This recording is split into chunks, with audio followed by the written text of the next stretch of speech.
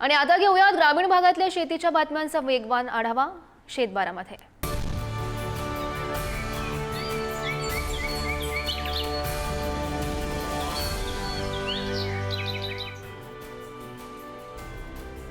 तर उन्हाळ्यात लोणचं बनवण्यासाठी बाजारामध्ये लोणच्याच्या कैरीला मोठी मागणी आहे। सध्या बाजारामध्ये कैरीला 50 ते 80 रुपये प्रति किलो असा दर मिळतोय।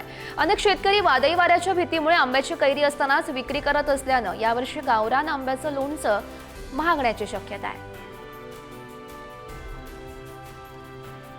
अहिल्यानगर येथील कोणशी येथे एका तरुण शेतकऱ्याने खरबुजाची यशस्वी अशी शेती केली। या तरुणाने अवघ्या 2 महिन्यात 8 लाखांचं उत्पन्न प्राप्त केलंय। डोंगराळ भागात खरबुजाची शेती केल्याने सर्वत्र त्याचं कौतुक केलं जात आहे। तसेच रमजानमुळे खरबुजाला सुद्धा मोठी सध्या मागणी आहे। पंढरपूरमध्ये शेतकरी गहू काढणीसाठी पंजाबमधील हार्वेस्टिंग मशीनचा वापर करतात। सध्या रब्बी हंगामातील गहू काढणीला सध्या सुरुवात झाली आहे, त्यामुळे कमी वेळेमध्ये काढणी उरकण्यासाठी मजुरांऐवजी पंजाबमधील हार्वेस्टिंग मशीनला शेतकऱ्यांकडून मोठी पसंती दिली जाते। कोल्हापूर बाजारामध्ये गुळ हंगामाच्या शेवटी गुळाला चांगला दर मिळतोय। सध्या गुळाला 4200 ते 4500 रुपये प्रति क्विंटल इतका दर मिळतोय। गेल्या 15 दिवसांपासून गुळ बाजार तेजीच्या दरात स्थिर आहे, त्यामुळे गुळ उत्पादकांमध्ये समाधान बघायला मिळत आहे। लातूरमध्ये हमीभावानं तूर खरेदीसाठी ऑनलाईन नोंदणी करण्याकडे शेतकऱ्यांनी पाठ फिरवली आहे। 2 महिन्यात फक्त 843 जणांनी ऑनलाईन नोंदणी केली। बाजारामध्ये तुरीला हमीभावाच्या आसपास दर असल्याने त्याचा परिणाम नोंदणीवर झाला। राज्यात आतापर्यंत 74 लाखांवर कापसाच्या गाठी खरेदी केलेल्या आहेत, परंतु दरवाढीच्या प्रतीक्षेत अद्यापही शेतकऱ्यांकडे 10% कापूस आहे। सरकीच्या दरात 300 रुपयांपर्यंत वाढ झाल्याने कापसाच्या दरातही प्रति क्विंटल 200 ते 300 रुपयांची वाढ झाली आहे।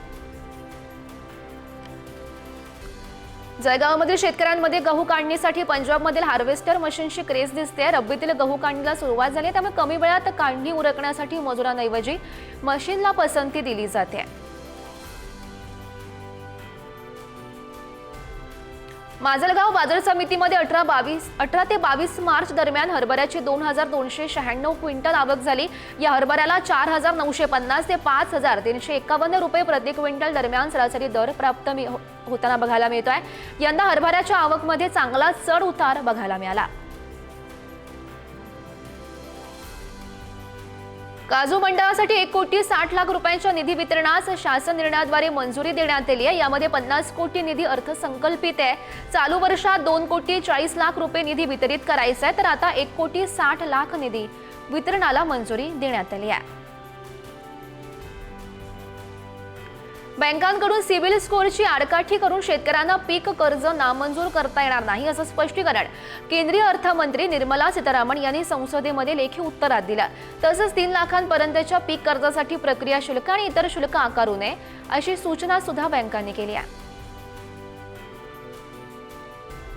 धुळ्याच्या शिरपूर तालुक्यात यावर्षी उन्हाळी भुईमुग लागवडीला वाढ झाली आहे। ठिबक सिंचन पद्धतीचा वापर करून भुईमुग लागवडीला शेतकऱ्यांची पसंती मिळते। यावर्षी झालेल्या दमदार पावसामुळे उन्हाळी भुईमुगाच्या क्षेत्रामध्ये वाढ झाल्याचं सध्या चित्र आहे। बुलढाण्यामध्ये यावर्षी रब्बी हंगामातील ज्वारीचं पीक चांगलंच बहरलंय। पोषक वातावरण असल्याने उत्पन्न देखील चांगलं होणार असल्याची अपेक्षा सध्या शेतकऱ्यांमध्ये दिसून आहे। मात्र गेल्या वर्षीच्या तुलनेत यावर्षी रब्बी हंगामातील ज्वारीची पेरणी कमी झाल्याचं बघायला मिळत आहे।